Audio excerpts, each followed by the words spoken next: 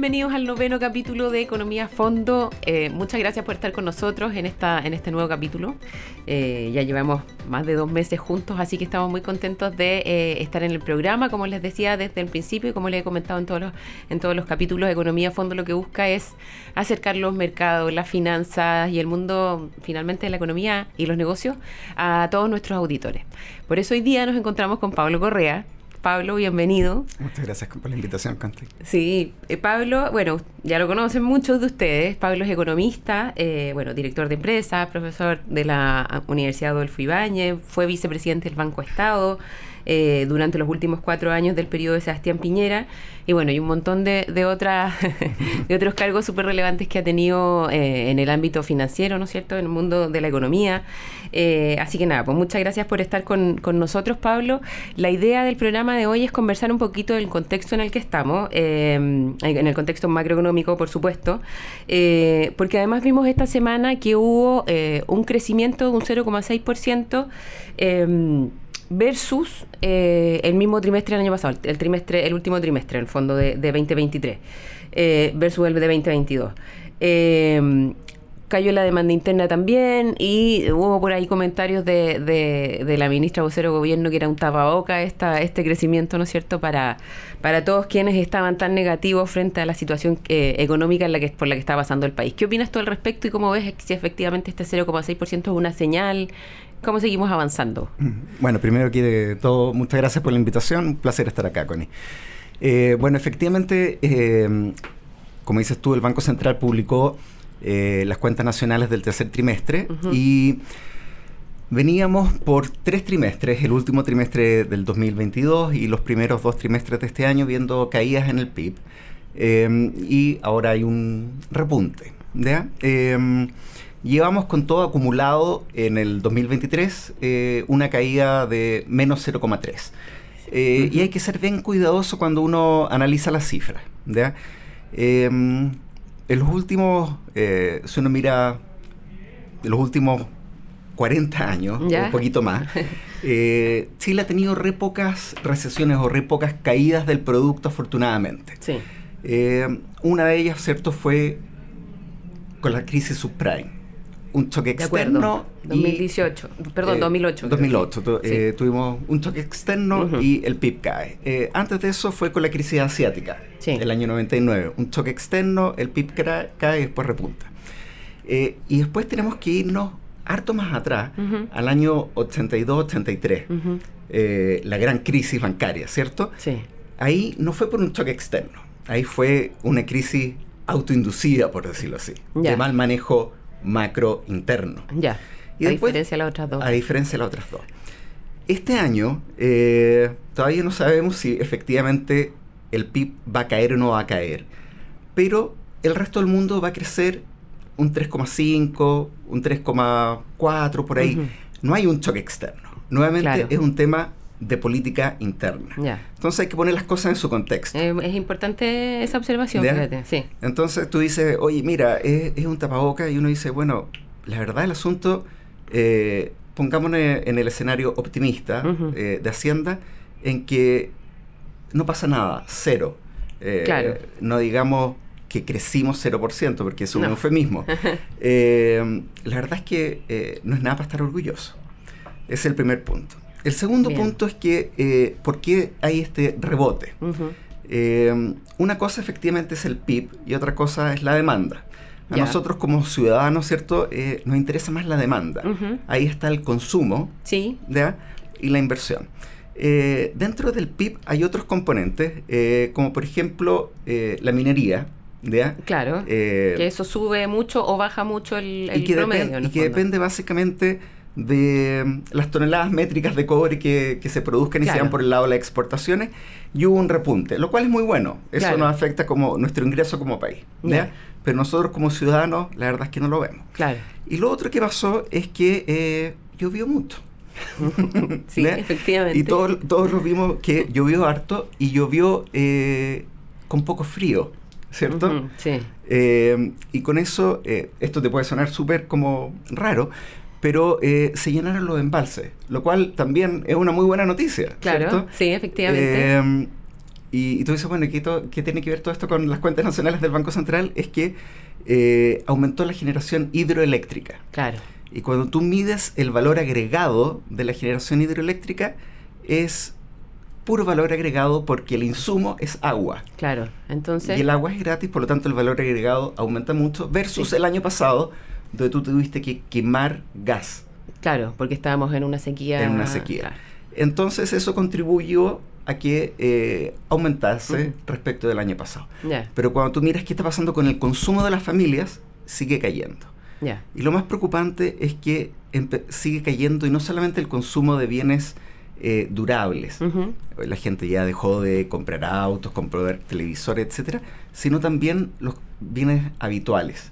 Empezó a caer la demanda de vestuario, de transporte, de alimentos, etcétera. Alimentos, claro. ¿Y por qué? Porque hay una variable que no se publica, que no sale en los diarios. ¿Ya? ¿Cuál es? Que es el ingreso nacional disponible. Ya. ¿Qué significa el ingreso nacional disponible? En pocas palabras, ¿cierto? Sí.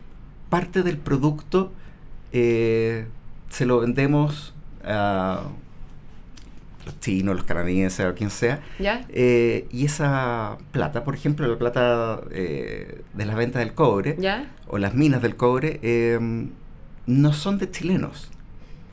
Claro, pues la mayoría de los propietarios son empresas extranjeras. Exacto. Claro. Entonces, el cobre se contabiliza dentro del producto, ¿ya?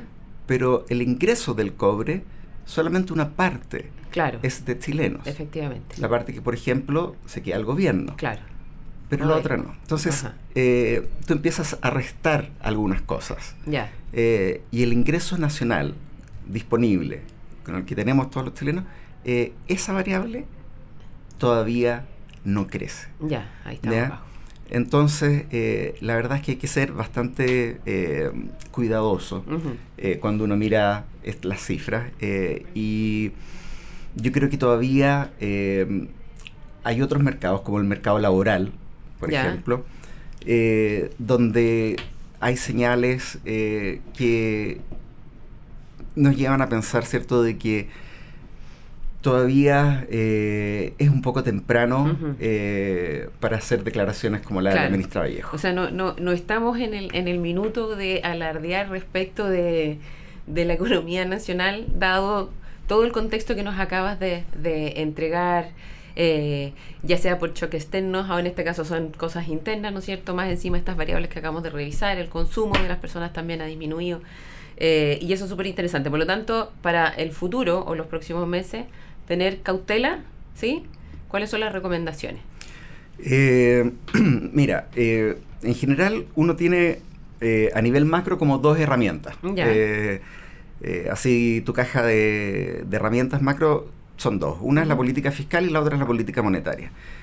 Por el lado de la política fiscal, como diría el presidente electo argentino, no hay plata. La verdad, el asunto es ese. Te lo voy a preguntar en un ratito. No hay plata. No hay plata para hacer una política fiscal más expansiva.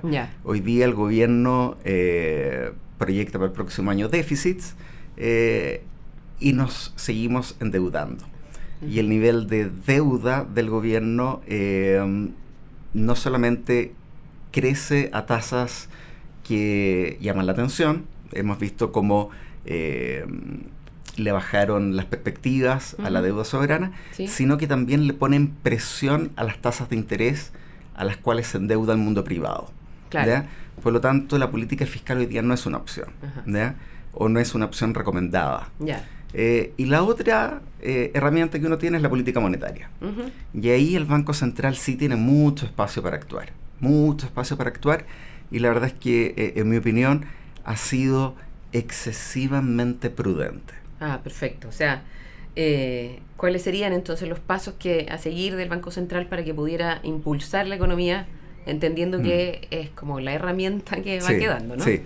Yo esperaría, ¿cierto?, que después de ese movimiento sorpresivo que hizo en su última reunión de política monetaria de bajar la tasa solo 50 puntos, ahora en diciembre la baje por lo menos 100, y de una señal al mercado de que la va a bajar rápidamente para que ojalá el 2024, no sé, de aquí a un año, o antes, cuando estemos hablando, no sé, en septiembre del próximo año, la tasa esté no más allá de un 4%. ¿Ya? Y yo esperaría que ahí el sistema bancario, que tampoco ha crecido mucho en términos de crédito, rápidamente traspase esa baja de tasa a todo lo que es crédito de capital de trabajo para las pymes, crédito de consumos para las familias, etcétera. Y empieza a dinamizar un poco.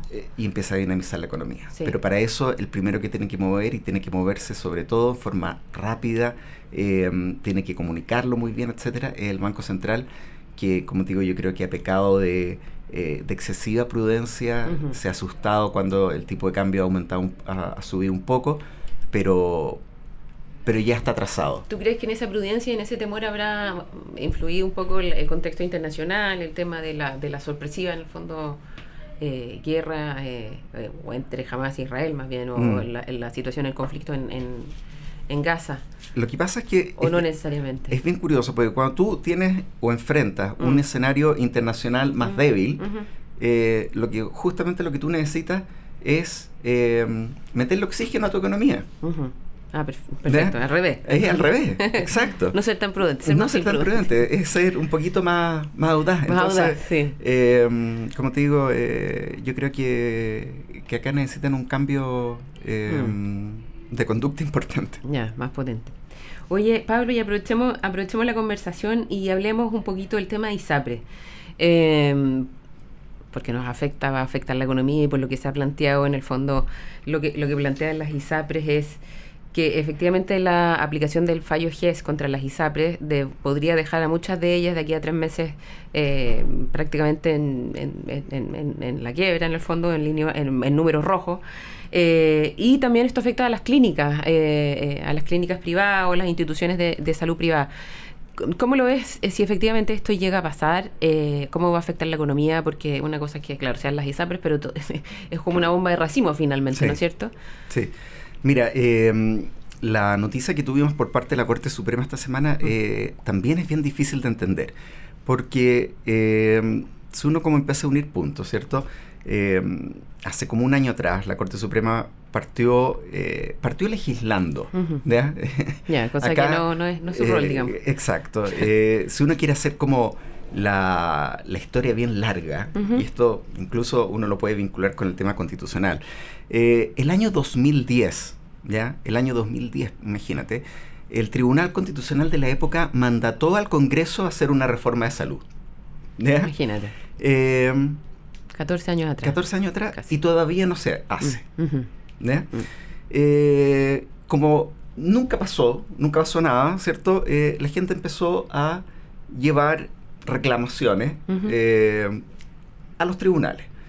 Se acumulan y al final llegan grupos de grandes a la Corte Suprema, y la Corte Suprema legisla respecto de la tabla de factores. ¿Y por qué te digo que legisla? Porque una cosa es que tú resuelvas sobre un caso particular, ¿ya? Oye, Constanza Telles versus ISAPRES tanto. Claro. ¿Ya? Y otra cosa muy distinta, que incluso para muchos abogados dicen, oye, el Código Civil es claro en decir de que eso no se puede hacer, pero esa es otra discusión. Claro. Dice, mira, dada la reclamación de Constanza Telles contra el ISAPRES, yo voy a dictar un fallo que se aplica a todo el mundo. Ya, perfecto. Es el origen, al final, exacto, del Por eso digo que legisla, porque lo aplica a todo el mundo, incluso a aquellos que no han alegado. Claro, sí. ¿Eh? Entonces, parte esto en noviembre del año pasado respecto a la tabla de factores. Dado que la cuantía era tan grande, la Superintendencia de Salud pide una prórroga de 6 meses y finalmente el Congreso dice, voy a legislar. Claro. En mayo dicen, estamos legislando, y pide otra prórroga. Y ahí surge la ley corta, que se está tramitando en forma rápida, etcétera. Sí. Y entre medio, ¿cierto?, sale el fallo GES, que se incluye la ley corta.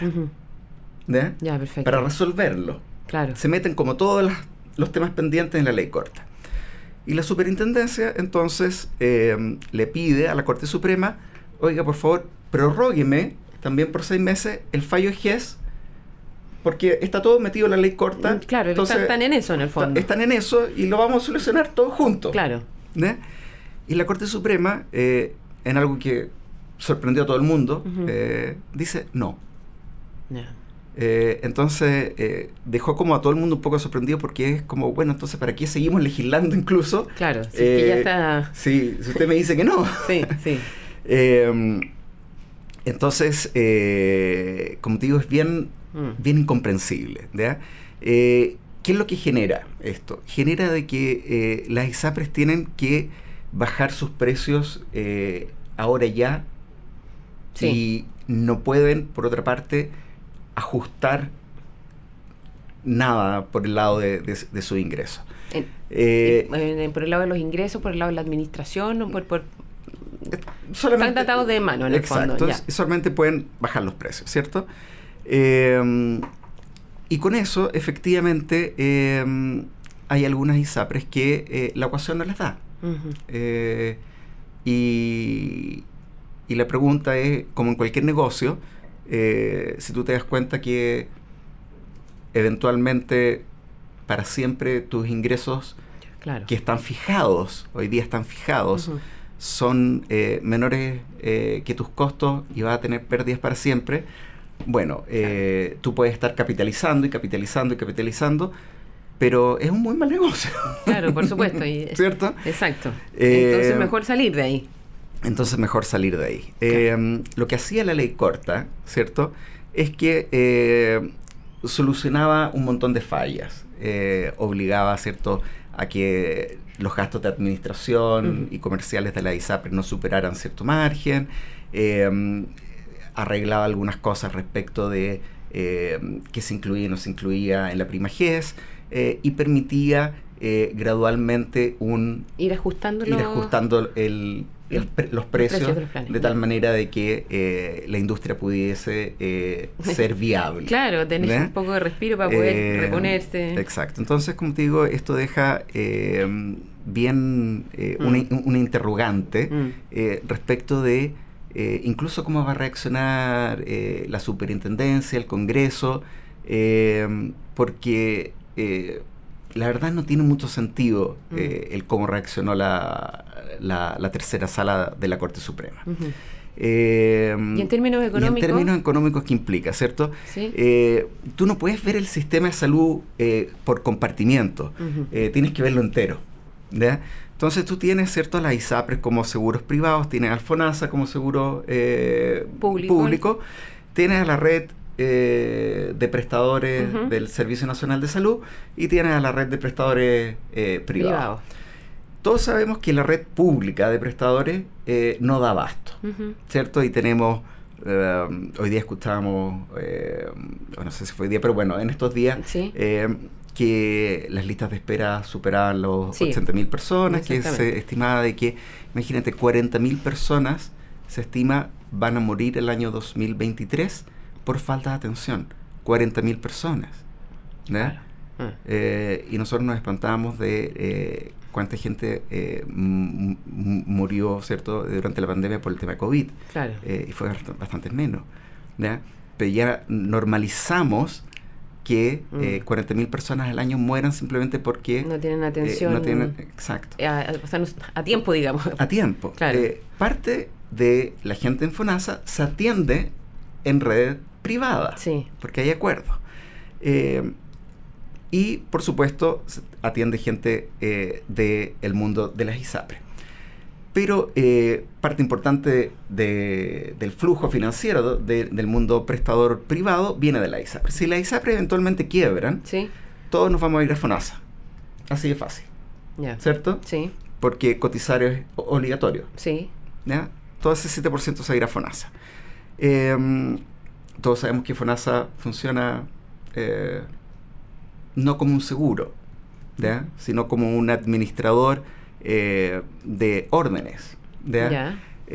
¿Por qué no como un seguro? Porque básicamente cuando le falta plata se la pide al Ministerio de Hacienda. Claro. ¿Ya? Y nos va a derivar ¿a dónde? Nos va a derivar a su red de atención, que es la red pública, que está copada, o a algunos prestadores privados que tienen convenio FONASA. Los que no tienen un convenio FONASA es decisión propia en el fondo, o sea, aquí podría no tenerlo tampoco. Lo que pasa es que el convenio FONASA te fija un precio. Entonces también deja de ser parte del negocio, entre comillas. Exacto. Claro. Entonces ahí lo que puede pasar, ¿cierto? Es que sobresatures la red pública, más de lo que está, va a tener un costo para FONASA, va a tener un costo para el Estado, y probablemente acá quienes pierdan más va a ser aquellos sectores de la clase media alta que en algún minuto pudieron salir de FONASA e irse a la ISAPRE. Porque los sectores más ricos no se van a quedar con FONASA solamente. Claro, tienen seguros complementarios. Van a comprar un seguro complementario y se van a seguir atendiendo en la red privada. Sí. Entonces, esa banda en el fondo de clase media que en algún minuto pudo salir de FONASA, irse a la ISAPRE y atenderse, no sé, en la clínica Vespucio, en la clínica Dávila, en las clínicas regionales, esa va a ser la que, por decirlo así, va a pagar el pato por el capricho de la Corte Suprema. Claro. Los más ricos van a seguir yéndose a la clínica Las Condes, a la clínica alemana, etcétera. Pero el resto no. Pero el resto no. Pablo, bueno, nos quedan pocos minutos, pero y ahí, en el fondo, ¿cómo entramos? Aprovechemos de entrar desde el mundo de la ISAPRE y de la salud a la nueva Constitución, que se vota ahora en un par de días más, en el fondo. ¿Cómo ves tú el panorama? Mira, hacer el vínculo, ¿cierto? Sí. Yo creo que poca gente, ¿cierto?, le toma el peso al apellido de lo que se vota, que es una constitución política. ¿Ya? Claro. Y por lo tanto, yo como economista, lo que me podría ir y fijar a ver cómo quedó la normativa del Banco Central, de los derechos de agua, y un montón de cosas. Pero, honestamente, lo más relevante es cómo queda el sistema político. Claro. Porque ponte tú, lo que pasó con la ISAPRE es que en 14 años el sistema político no fue capaz de resolver el problema. Claro. Tuvieron 14 años con un mandato explícito de decir, ¿sabes de que esto no está resuelto? Arréglenlo. Y no pasó nada. ¿Ya? Ese es un súper buen punto. Yo creo que eso no lo escucho en las conversaciones. Y no pasó absolutamente nada hasta que llegamos a una situación donde probablemente van a aumentar las listas de espera, van a aumentar los muertos por lista de espera. Aquel segmento, como te digo, de esa clase media emergente que logró salir de la mala atención pública, va a volver, etcétera. ¿Y la culpa quién la tuvo? Un sistema político mal diseñado. Claro, que no fue capaz de implementar y que no fue capaz de ponerse de acuerdo, dictar las leyes y resolverlas.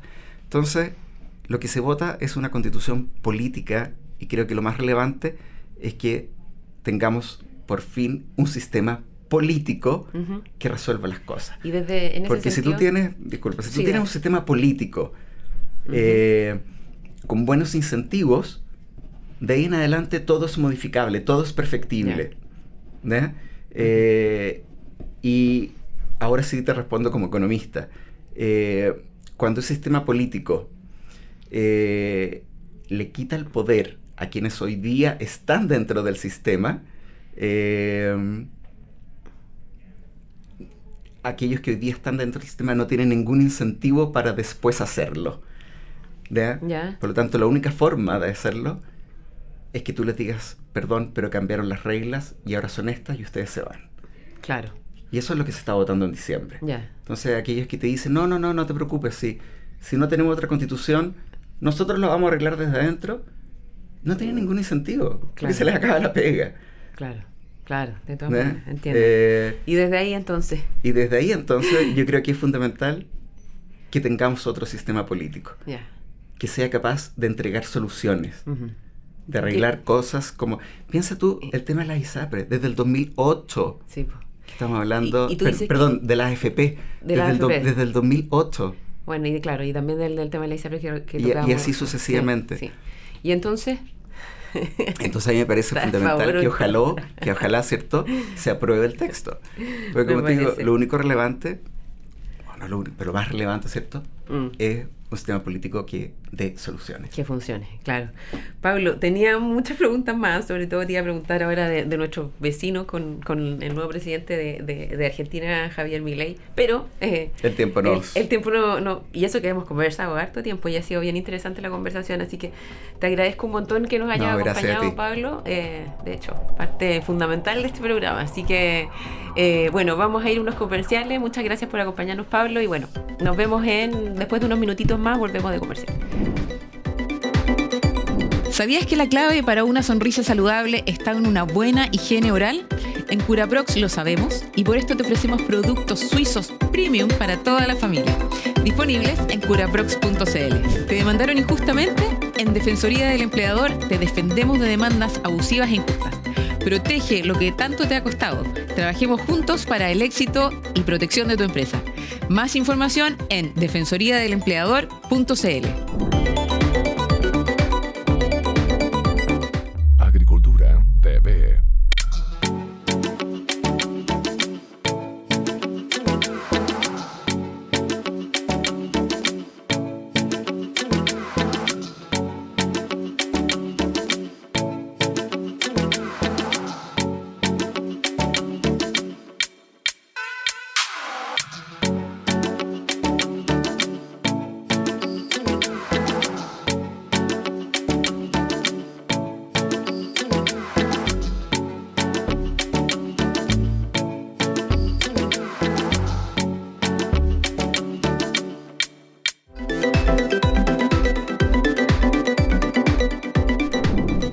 Regreso en el 9º capítulo de Economía a Fondo. Muchas gracias por estar con nosotros, por escucharnos y por vernos a través de Radio Agricultura y además de Agricultura Televisión.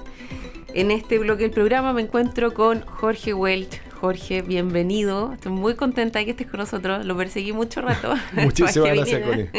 Muy contento de estar aquí. Sí, Jorge es el presidente de la Asociación de Emprendedores de Chile, la ASECH.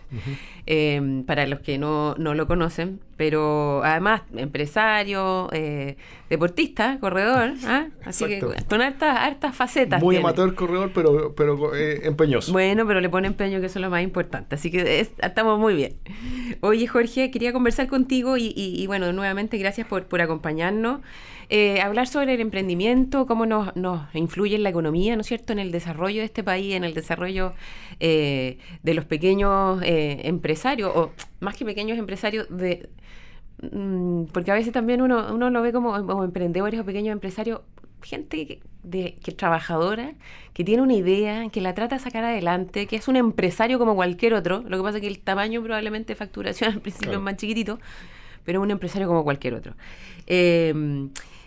Partamos por lo más general. ¿Quiénes son los miembros de la ASECH?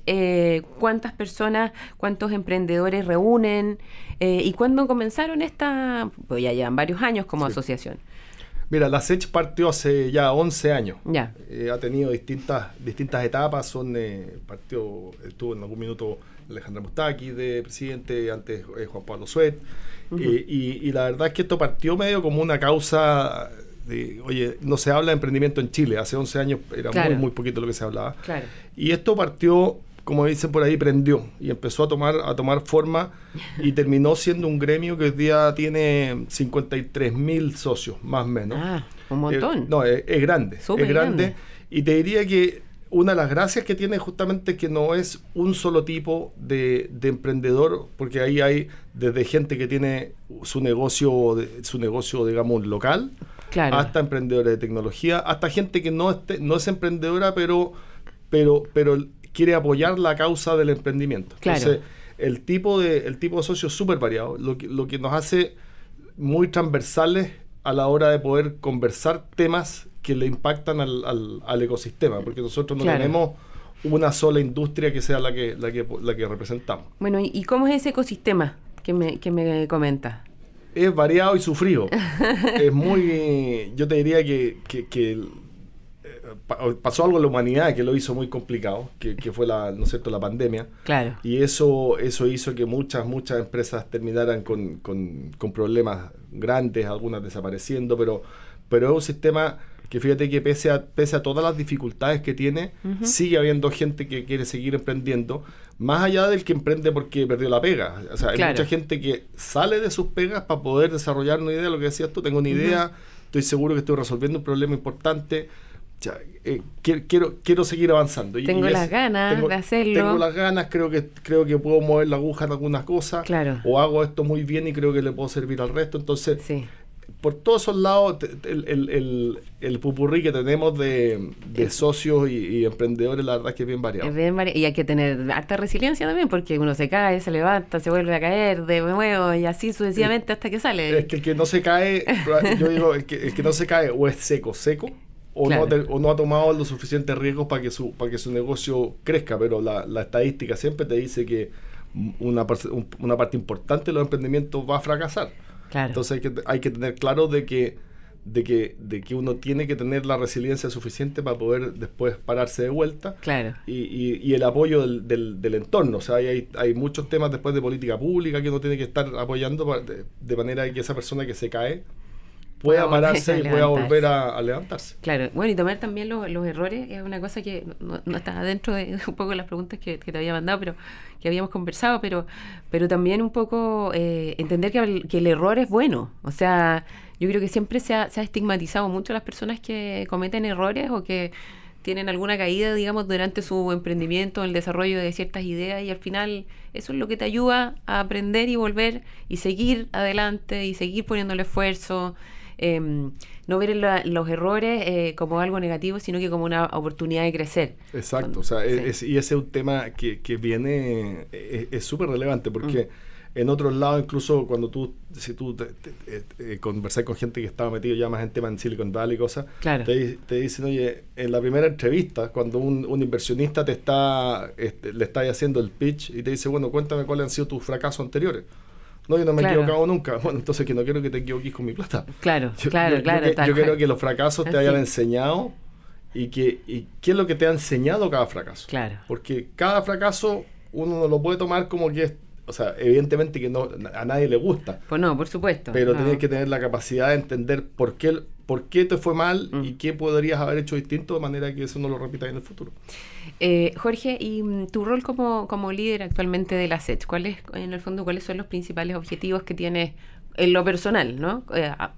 Que se transmiten, por supuesto, a la asociación, pero ¿cuáles son como tus 3 temas u objetivos más relevantes para seguir en este camino? Mira, yo creo que el tema el tema principal o el más macro es que seguir empujando para que la cancha esté pareja. Perfecto. Y pareja significa que alguien que quiera emprender pueda hacerlo independiente de dónde venga. Porque mucho emprendimiento de repente está ese sesgo que, oye, bueno, este tipo puede emprender porque tenía la plata de la familia. Qué sé yo. Claro. Entonces, que de alguna manera eso, y que eso permee hacia abajo. ¿Y qué significa eso? Que nosotros tenemos que estar también muy enfocados yo te diría en 2 frentes. Uno que es el frente interno, que es decir, oye, ¿cómo yo le doy más herramientas a mis socios? Yeah. Y ahí viene mucho temas de... Yo te diría que hoy día cuando hay un exceso de información, es como que no hubiese información, porque muchas veces la gente no sabe que existen programas de apoyo, claro. Que hay asesorías legales que uno puede obtener prácticamente de manera gratuita, sistemas de contabilidad. Entonces nosotros queremos ir aglutinando una oferta de valor que sea relevante para nuestros socios. Entonces eso en el plano interno, y eso implica hacer alianzas con empresas, convocar a distintas empresas que nos apoyen a entregarle herramientas a los emprendedores. Y por otro lado, en el frente más público, es justamente el poder participar en todas las discusiones de políticas públicas que nosotros veamos que le pueden afectar al emprendimiento y la iniciativa privada. Claro, y que eso ayude en el fondo a emparejar la cancha, claro, como tú decías inicialmente. Claro, porque hay todos los temas de reformas tributarias, laborales, o sea, hay muchos temas que a veces uno lo ve de afuera y dice, bueno, esto los políticos lo van a arreglar, pero muchas veces uno tiene que estar conversando con ellos, planteándoles los puntos de vista de manera de que puedan entender cuáles son las consecuencias de una mala política pública. Claro. Y en ese sentido, por ejemplo, hablemos un poquito más de la ley de pago a 30 días, que igual tiene, pese a un avance en el fondo, para no mirarlo con el vaso medio vacío, quiero decir, sino que con el vaso medio lleno, tiene igual oportunidades de mejora porque hay partes del proceso que no están bien implementadas, por así decirlo. Sí, cuéntame un poquito sobre eso. Ahí tenemos para un programa de horas, pero que ese es uno de los temas que nosotros sí lo tomamos como dentro de esa bajada de temas de políticas públicas. Este es un temazo. Y un temazo porque hoy día con una economía apretada, la verdad es que el pago oportuno es muy, muy relevante para no solamente para las pymes, para todos, o sea, que se respeten las reglas del juego.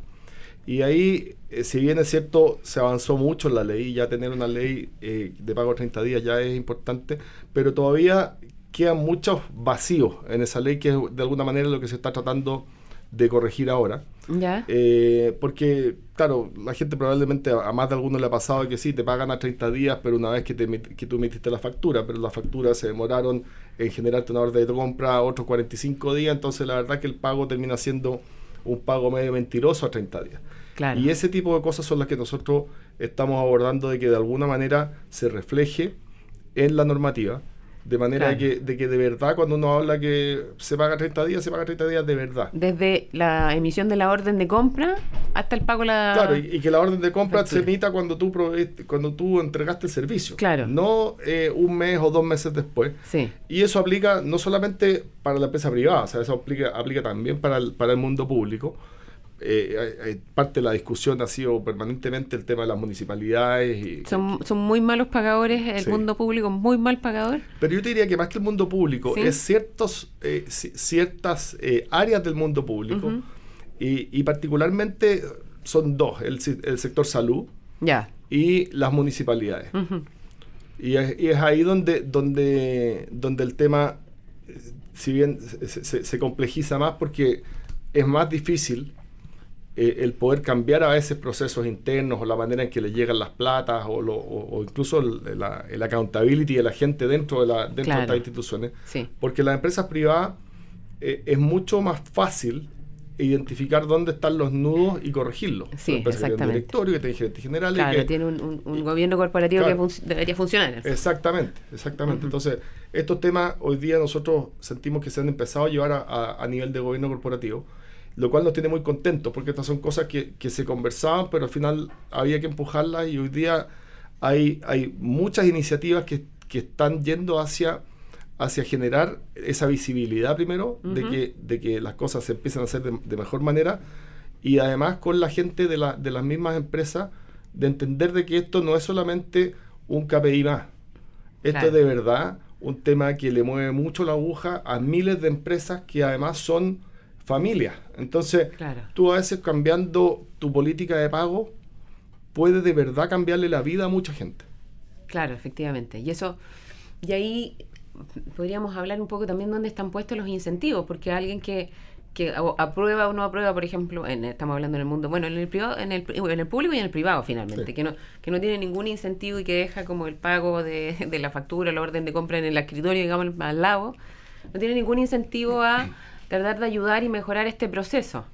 Entonces, ¿cómo también podríamos, no sé si educar o incentivar de manera, en términos de KPI, de resultados dentro del objetivo del trabajo, ¿no es cierto?, de cada uno, poder mejorar eso? ¿Cómo cambiarlo?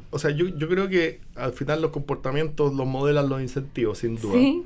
Pero fíjate que la experiencia nuestra ha sido que esto tiene que venir primero como un compromiso del gobierno corporativo. Desde arriba. De que, oye, de verdad nosotros mirémonos hacia adentro y veamos cómo lo estamos haciendo, porque te empiezas a dar cuenta que hay empresas que lo tienen claro hace mucho tiempo, y otras empresas que siempre vieron el área de proveedores como una relación súper transaccional, y no se han metido en eso. Entonces, la experiencia nuestra por lo menos te dice que cuando esto viene de arriba, y que la empresa toma un compromiso, probablemente la ejecución de esto se demora menos, pero también hay un tema de incentivos que yo creo que es como la segunda parte de esta película, que es, oye, si a una persona le pagan por hacer ahorros, yo no veo, o le pagan por los intereses que puede generar el saldo de caja que tenga, claro, esa persona no va a tener un incentivo a pagar antes porque prefiere financiarse con la plata de un tercero. Claro. Entonces, esas son perillitas que yo lo veo como la segunda parte de este proceso. Pero primero sensibilizar de que este es un tema. Es Que es un tema y un tema relevante, importante. Porque sí. así como las empresas hoy día tienen ¿no es cierto?, temas de responsabilidad ambiental, Sí. también este tema de proveedores tiene que ser estar a la misma altura. Claro, tiene que estar dentro de esas como desafíos, más que desafíos, de esos cumplimientos que Sí. debe que tener una empresa respecto de su stakeholder, y en este caso el particular, que es el proveedor. Exactamente. Más aparte de los otros, como medio ambiente, etcétera. Oye, ¿y qué sector de la industria? Ya esto es un poco, vamos a echar un poquito en pelambre, pero no importa, hay que decirlo nomás. ¿Qué sector de la industria es la que tiene como mayor desconexión o que con el pago a proveedores, en el fondo, con los temas relacionados con las pymes y con los emprendedores? ¿Cuáles son los más desconectados, los que se portan Mira, peor? yo la verdad es que los que más mal se portan son los municipios. O sea, Ya, definitivamente. Porque en lo otro, más que, claro, es fácil porque es una sola industria en los municipios. Claro. Pero si tú tomas el resto de las industrias, probablemente te vas a encontrar con que hay buenos y malos pagadores, y que es una buena pregunta, porque nosotros cuando partimos estudiando esto dijimos, bueno, a lo mejor identificamos que, no sé, que la minera... Claro, hay un sector de la industria que es la malo. verdad es que de repente te encuentras con que de 10 mineras a lo mejor hay 8 que se portan bien y 2 que se portan mal. Claro. Entonces no hay un tema así como intrínseco a cada industria. Ya. Pero sí hay algunas que son más complejas porque tienen muchos proveedores, otras tienen muy poquitos proveedores, entonces les es más fácil manejar esto. Ya. Otras industrias que tienen identificado, o otras empresas, la verdad, que dentro de su pool de proveedores no distinguen quién es pyme y quién no es pyme. Y eso es súper relevante. Claro, entonces hoy día hay muchas cosas que se están conversando a ese nivel, porque cuando tú empiezas a mirar para adentro y saber, yo no sabía cuáles eran pymes, yo tengo mi pago proveedor es uno solo, entonces, ok, trabajemos en separar cuáles son pymes, y de esa manera tú puedes a lo mejor tener otras iniciativas para poder apoyar a ese segmento. Gestionarlo de otra forma, Exacto. tal vez con más rapidez, darle un Exacto. poquito una atención distinta, tal vez. Claro, porque al final la cantidad de plata de una gran empresa que va a pymes no es tan relevante en el gasto completo. O sea, Claro. si tú te imaginas una gran empresa, una cervecera, una minera, qué sé yo, sus gastos relevantes son probablemente a grandes empresas. Claro, Y el tema operacional. Claro, y el tema pyme es marginal para ellos, pero no es marginal para las pymes. Exacto. Sí, eso es un súper buen punto. Ustedes además, Jorge, han estado trabajando con otros gremios, y eso también es bien importante de comentar, ¿no es cierto? Entiendo que han estado conversando, participando en una mesa de trabajo ampliada, en el fondo, con la SOFOFA. ¿Cómo ha sido ese proceso? Cuéntame de qué se trata y cuál es el objetivo también de ustedes al incorporarse a esta actividad. Bueno, ha sido muy, muy bueno, y la verdad es que esto partió el año pasado, justamente cuando empezamos a levantar estos temas con ellos, con la SOFOFA, y fueron muy receptivos a la hora de decir, oye, sentémonos a conversar para entender bien dónde estamos parados cada uno. Y el año pasado hicimos un primer encuentro entre grandes empresas y proveedores pequeños y medianos. Ya. Y en esa dinámica, porque era juntarse en distintas mesas, había una gran empresa en la mesa con 5 proveedores, y la verdad es que empezaron a aparecer muchos temas súper interesantes. Claro. Y también, no solamente cargarle la mano a la gran empresa, sino que muchas veces las empresas decían, oye, yo encantado puedo pagar a tiempo, pero yo tengo sistemas de gestión, necesito que, por ejemplo, si me van a emitir una factura, que venga bien emitida. Claro. Entonces, porque es un sistema de rechazo automático. Y ahí uno se da cuenta que a lo mejor había empresas que estaban haciendo muy bien la pega de capacitar a sus proveedores y otros que tenían más desafíos en eso. Entonces, ese primer encuentro generó una serie de grandes temas, y uno de los temas fue el tema del pago oportuno. Ya, perfecto. Y en eso hemos estado trabajando, yo te diría que los últimos 4 o 5 meses, como parte de una mesa interna de la SOFOFA, donde yo la verdad es que estoy súper orgulloso de que nos estén sentando en esa mesa y tomando el input nuestro, pero además porque te da mucha esperanza de ver que grandes empresas de verdad, genuinamente están preocupadas de este tema. Claro. Y que no era, a lo mejor algunas tenían la preocupación, pero no al nivel que nosotros hemos podido levantársela, decirle, oye viejo, esto es importante, o sea, no es un KPI, esto tú mueves la aguja en muchos miles de personas, de empresas y de familias. Entonces, tómalo de verdad en serio. Y hemos tenido muy buena recepción. Y estamos avanzando, vamos a tener un par de temas bien entretenidos que comunicar de aquí a fin de año probablemente. Pero ya, sí, muy bien. Espero que vengas a contarnos aquí, Economía a Fondo. Feliz. Aquí la primicia. Sí, claro, la exclusiva. La exclusiva. Muy bien, me parece. Jorge, y bueno, han hecho distintos encuentros también. Ahora estuvieron hace pocos días participando en el ETM también, sí, que es un súper bonito encuentro donde se juntan, ¿no es cierto? Emprende tu mente, significa ETM para los que no conocen esta actividad, que es como una gran feria finalmente, donde se juntan, comparten empresas, emprendedores, se capacitan, hay charlas. ¿Cómo vivieron esos días? Es como un Lollapalooza de emprendimiento. Y la verdad es que yo lo encuentro extraordinario y aprovecho a felicitar al Dani y a Caret por el empuje que tiene, porque esto tiene una historia de hace un montón de años que partió con un asado, donde se juntaba gente y después cuando ya había mucha gente en el asado le dijeron, oye, ¿sabes qué? La señora le dijo, ya ándate a hacer esta junta a otro lado. Y al final terminó con el Parque Bicentenario. Pero fíjate que yo destaco dos cosas quizás. Una de que, bueno, primero organizar esto espectacular. Pero lo otro es de que en 2 días tuviste, creo que eran 34 mil personas. Imagínate. Y un jueves a todo sol, porque hacía mucho calor, donde efectivamente, y donde es algo que el que va a esto. O sea, no es que te estén regalando comida, ni que te vaya a llevar unas libretas gratis. No, o sea, la gente que va es gente que de verdad tiene alguna inquietud vinculada al emprendimiento. Claro, interés, quiere aprender, quiere conocer, quiere generar lazos. Claro, o sea, al final el conectar, piensa que estuvimos 3 años con Zoom. O sea, entonces, la gente todavía tiene esa necesidad de conectar físicamente y generar relaciones, porque los vínculos tú no los generas en Zoom, los generáis con conversaciones. De manera presencial. Y eso todavía hay una necesidad muy grande de conectarse. Y yo creo que este evento lo que hace justamente eso, o sea, es de conectar de alguna manera estos pares improbables, como lo hace el 3xI, digamos, pero en el mundo del emprendimiento, y creo que hace una pega increíble, o sea, 30 y tantas mil personas en 2 días. Es un Lollapalooza. Es Lollapalooza del emprendimiento. Me encantó.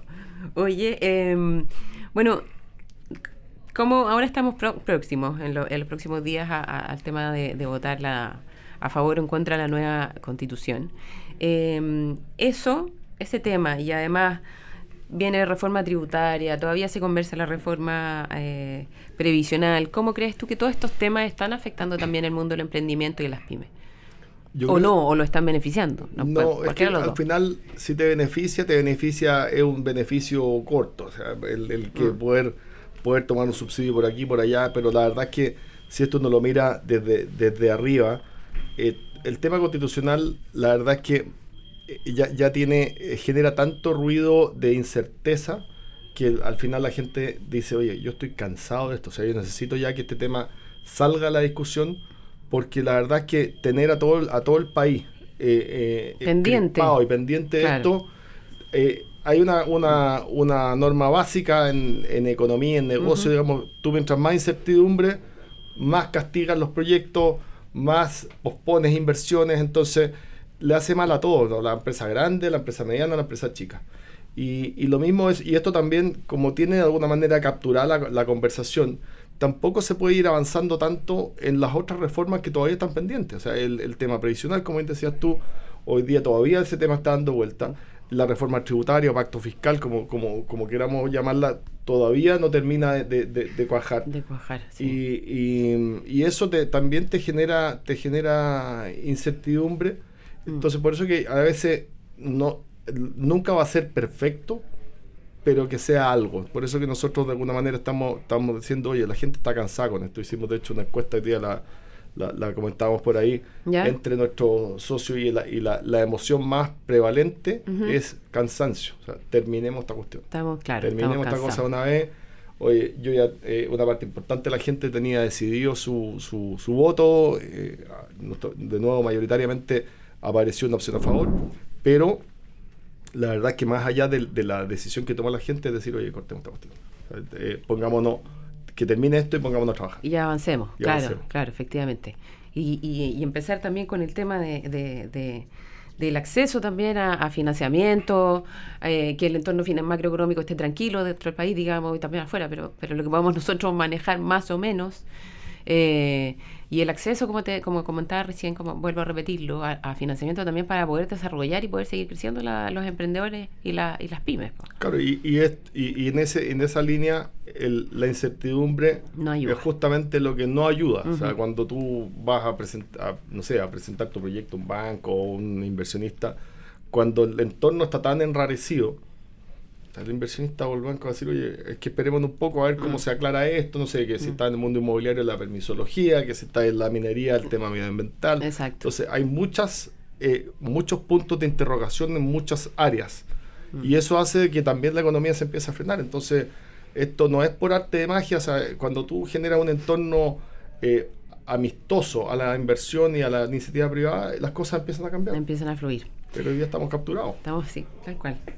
Jorge, bueno, estamos llegando al final de Economía a Fondo.